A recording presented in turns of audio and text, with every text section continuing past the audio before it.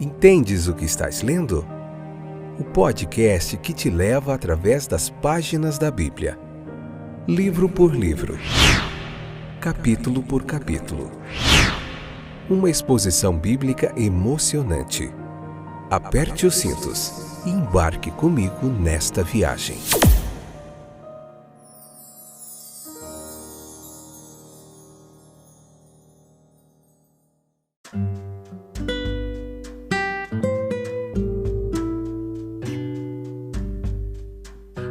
Olá, eu sou o Fábio, tudo bem com vocês? Estou de volta para mais um episódio do nosso podcast Entendes o que estás lendo?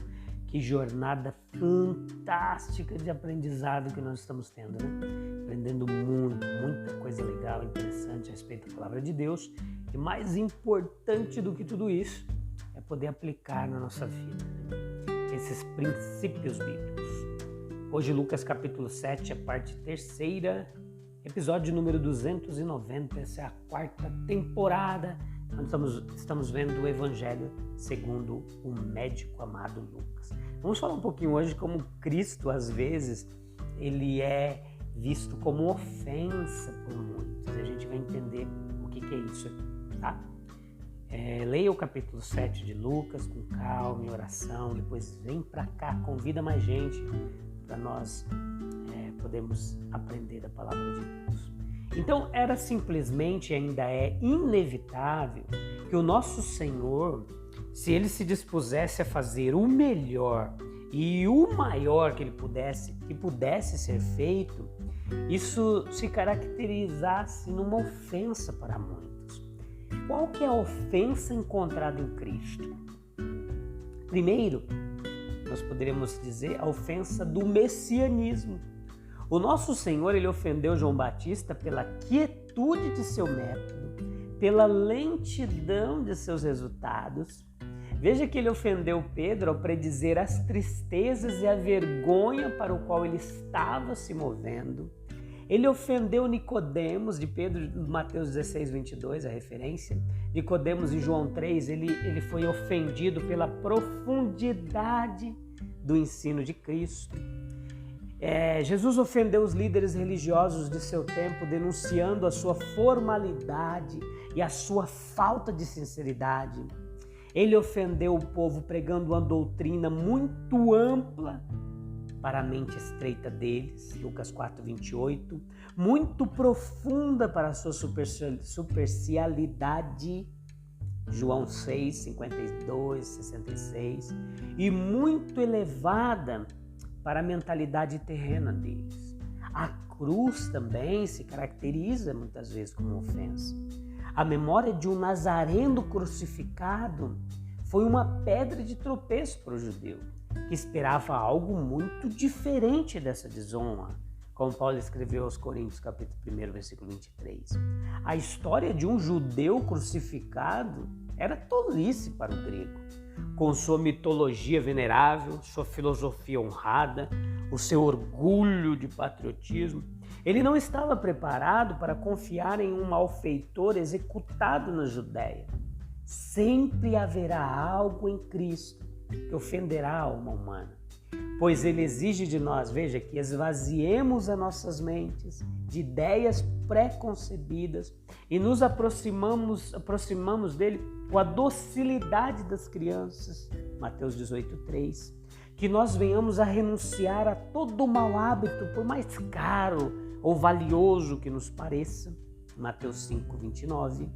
Nós damos a ele o primeiro lugar, que nós possamos dar a ele o primeiro lugar no nosso pensamento, nas nossas afeições, fazendo com que até mesmo os nossos parentes humanos mais próximos e queridos ocupem um segundo lugar. Lucas 14, 26, nós possamos encontrar a nossa recompensa pelo serviço fiel no espiritual e no eterno, e não no material e no temporal. Que aceitemos o seu favor divino e entremos em seu serviço como aqueles que não reivindicam nada e aceitam tudo nas suas mãos. Muitos são os que vivem em nossa terra, que que leem nossa literatura cristã, que se sentam em nossos santuários e que por uma dessas razões se ofendem em Cristo. A bênção àqueles que não encontram, que vêm a aprender dele com toda docilidade de espírito, que alegremente parte com tudo que ele condena para que possam segui-lo, que lhe oferecem o seu coração por inteiro, que aceitam o seu serviço para receber uma recompensa espiritual e celestial. Bem-aventurados de fato são esses. Os seus corações serão o lar de uma paz celestial, uma alegria que ninguém tirará deles. A sua vida se elevará a uma nobre altura de santidade, de beleza e de utilidade. E em seu curso cairá o sol da bênção de seu mestre, a consagração de sua alegria e a anulação de sua tristeza. A sua vida terminará em uma esperança calma e pacífica, que passará um glorioso descanso nas promessas do Mestre. Bem-aventurado de fato aquele que não se ofende em Cristo, mas o aceita cordialmente como Salvador de seu espírito e o legítimo Senhor de sua vida. Veja no versículo 24 a 28 desse capítulo 7 também, a estimativa que Cristo faz sobre João, sobre o caráter e sobre o privilégio. E é agradável para nós pensar que imediatamente após João ter insinuado sua dúvida a respeito de Cristo, o nosso Senhor fala dele em termos de confiança imensurável a respeito de João. A sua linguagem é forte, um tanto paradoxal, mas admite uma explicação simples. É sobre isso que nós vamos se debruçar aqui. Porque na sua primeira referência a João, ele afirma a superioridade em relação ao caráter. A nobreza do caráter de João já foi ilustrada no capítulo 3. E as características mais marcantes dele foram a sua alegre aceitação da privação, porque ele viveu no deserto sem nada para satisfazê-lo e apenas o suficiente para sustentar a vida. Embora sua popularidade como professor e profeta o tivesse capacitado a fazer uma provisão muito diferente para si mesmo. E a sua fidelidade, ela foi incorruptível no trabalho que lhe foi confiado. Uma coragem santa e destemida, o que João demonstra. Uma coragem que se baseava no senso da sua proximidade de Deus e na fidelidade divina para com ele. Uma coragem que foi manifestada em público. Lucas capítulo 3, versículos 7 ao 9. E o que é mais e mais digno, mostrado em particular também em uma entrevista com um homem forte que tinha o destino dele nas mãos. Lucas 3,19 nos fala isso, que era Herodes Antipas. Herodes, ele era o tetrarca da Galileia, uma das 4 divisões romanas da Palestina.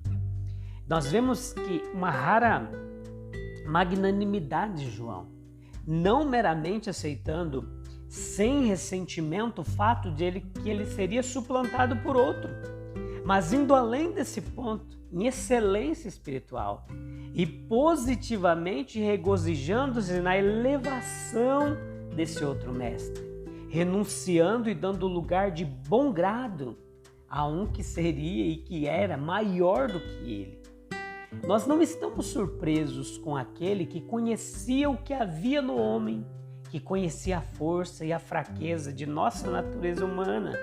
E foi ele que disse a respeito de João: entre os que são nascidos de mulher, não há Ele disse: o menor no reino de Deus é maior do que ele. Nós devemos tomar essa palavra maior, que ele disse, entre os nascidos de mulher não há um maior que João, como algo muito privilegiado. Não tem outro significado. Certamente Jesus não quis dizer que o homem que, estando dentro de seu reino, era o mais baixo em valor moral, estando mais alto no favor de Deus do que João. Esse sentimento é inconcebível, mas é perfeitamente incrível. O nosso Senhor pode muito bem ter querido dizer que qualquer um, por mais humilde que seja a sua posição no reino da graça, que ainda esteja dentro daquele reino do qual João estava fora, tem uma vantagem distinta sobre o grande profeta. Saber o que nós, com toda a nossa obscuridade, incapacidade sabemos, entender e entrar como podemos fazer o glorioso propósito de Deus em Jesus Cristo, compreender que por essa morte vergonhosa na cruz, o Redentor do mundo está atraindo todos os homens a Ele. E não apenas compreender tudo isso, mas entrar nele por uma simpatia, uma cooperação pessoal e viva. Isso é ficar em uma altura que nem mesmo João, embora o tenha visto, não alcançou. Nós somos filhos do privilégio.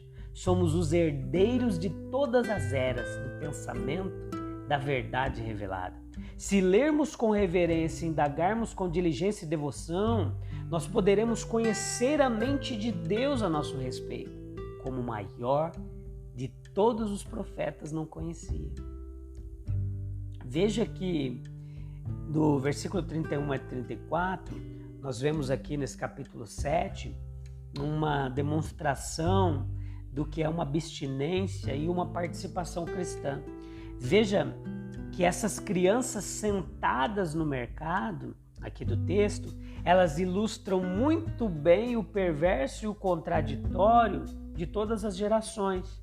Porque muitos são aqui em toda parte que não dançam no casamento, nem choram no funeral, como diz o texto, que não trabalham nem ao longo de uma linha, nem ao contrário. A quem todos os caminhos são censuráveis porque seu próprio espírito está desafinado com tudo. Mas a loucura especial que essas crianças são levadas a condenar é a de objetar a João, porque ele era abstêmio, e a Jesus, porque ele participou das boas dádivas de Deus. O caminho certo a seguir não é o de se opor a ambos, não, mas sim de aceitar e honrar a ambos. Nós encontraremos, se não nos preocuparmos em procurá-lo, João ele veio nem comendo nem bebendo, e ele agiu sem dúvida sob a direção divina ao fazer. Mas João não era o nosso exemplo, meus queridos. Não somos chamados a seguir João, note isso, mas Cristo, e Cristo veio comendo e bebendo. A abstinência é, então, um curso cristão? É justificado pela linguagem de nosso Senhor e pela de seus apóstolos? Ele disse que havia alguns celibatários por causa do reino dos céus, como Mateus 19:12 diz.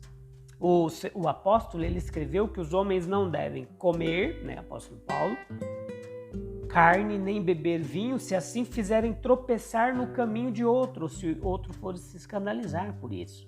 E é certo que estamos agindo com o espírito estritamente e de fato e enfaticamente cristão.